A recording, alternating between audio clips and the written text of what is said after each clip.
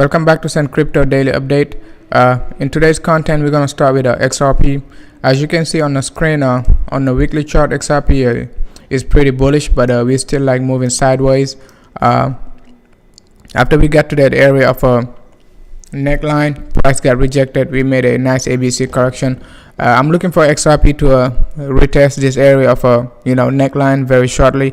The market is pretty bullish, but the XRP is getting like multiple rejection. If you take a look at it, we're getting like a multiple rejection from this area of resistance, right? So I'm still looking for XRP to make a big move very shortly, just like the rest of the crypto, right? So it doesn't make any sense XRP getting a resistance right around like a 32 cents, right? So let's see how XRP going to be reacting, at least for the short term, before Sunday, right?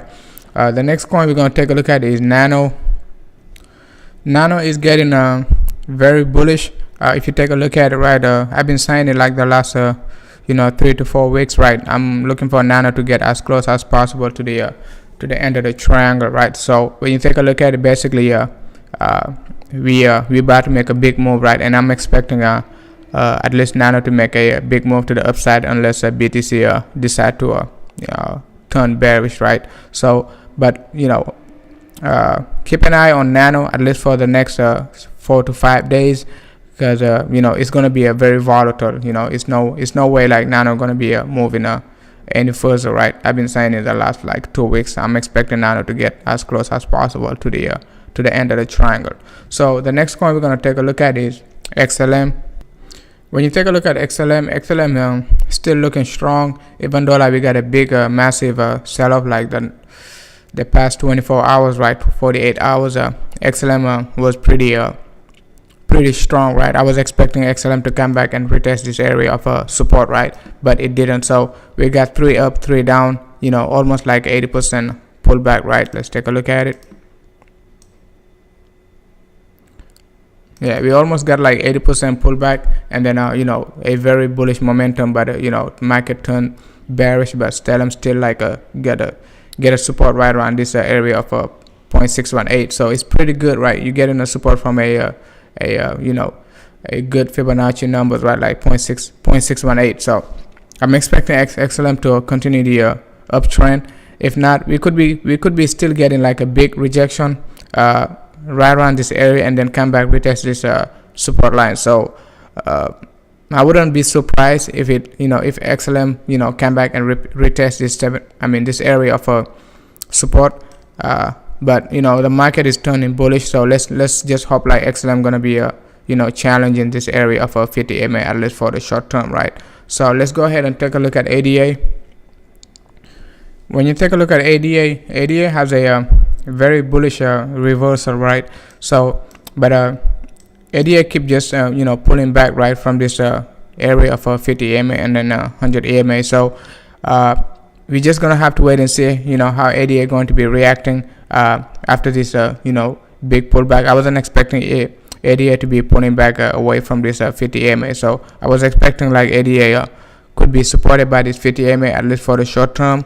So most likely now this 50 EMA going to be acting as a resistance, but we're just going to have to wait and see how strong ADA can pull back above these 2 EMAs at least for the short term, right?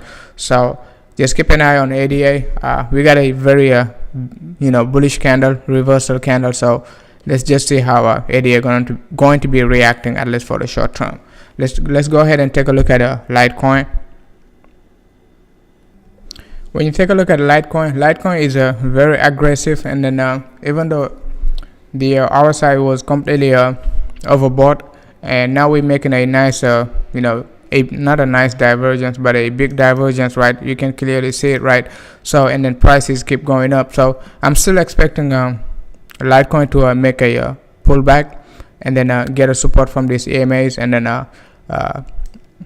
continue the uptrend, right? So even though we got I was expecting this one to be a wave number 3, so definitely now you got you have to wait for the wave number 3 to be completed, right? So and then wait for the next pullback. So we're just gonna have to wait and see at what point LITECOIN going to be turning bearish, because it just cannot keep going forever, right? So it has to make a pullback and then come back to a Fibonacci level, and then keep going up, right? So at least for the short term, Litecoin is pretty bullish, and then it seems like every time Litecoin turn bullish, and the rest of the market just follows, right? So let's see how Litecoin going to be behaving, at least for the short term, after this divergence is completed, right? So the next coin we're gonna take a look at is Ethereum. When you take a look at Ethereum, I still got the same formation, right? I'm still expecting Ethereum to make a move to the upside. I'm very bullish on Ethereum, and then we're just gonna have to wait and see if Ethereum gonna be able to break this area of resistance now, right? So this area of resistance, so we're just gonna have to wait and see. We got a clear crossover, right? But this crossover is not strong, so it's getting weaker and weaker, right? So Ethereum need to make a big move the next couple of days, let's say by the end of the week at least, if not early next week. So, and then try to break this area of resistance at least for the short term, right? Just like Litecoin, right? So the next coin we're going to take a look at is Neo.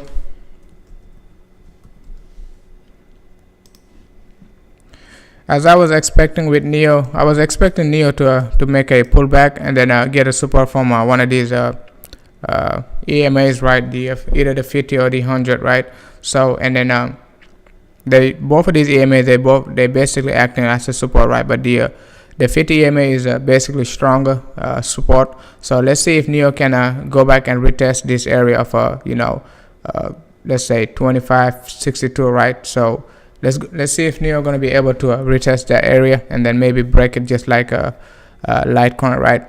So the next coin we're going to take a look at is ICX. When you take a look at ICX, I've been saying how bullish ICX was since ICX was right around this area of the 50 EMA, right? So I said like ICX gonna go above this area of 100 EMA.